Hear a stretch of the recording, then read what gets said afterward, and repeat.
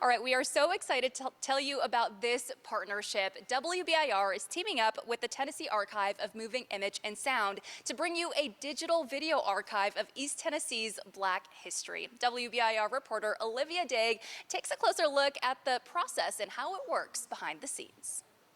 We often get asked by our patrons, what kind of material do you have for Black history?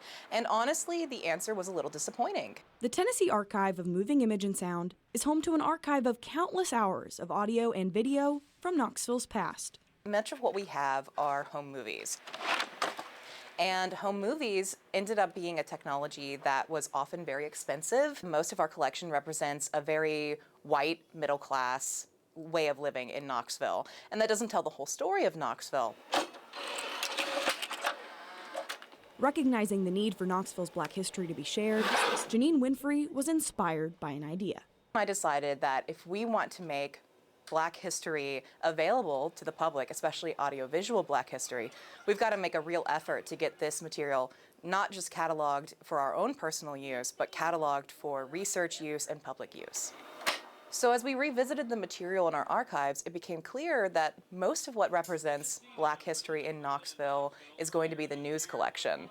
And most of our news collection that has some sort of cataloging is the WBIR collection. TAMIS holds WBIR's physical video archive, dating back to its first on-air date in 1956, all the way through 1990. It's exciting to have this material, and I think it's really exciting to see these people sometimes in ways that they feel more alive because we're actually seeing them move, instead of just a still picture. For Janine, she hopes this project will help add another piece to the puzzle that is Tennessee's history. I think that Black history is important in all forms. I think it is a part of our story, the story of East Tennessee, the story of America, the story of the world. You can't tell a full picture without telling Black history.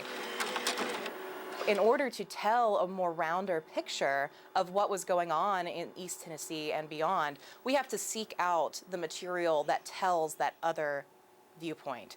And in this case, that would be identifying the material that touches on the history of the Black community in Knoxville and in East Tennessee.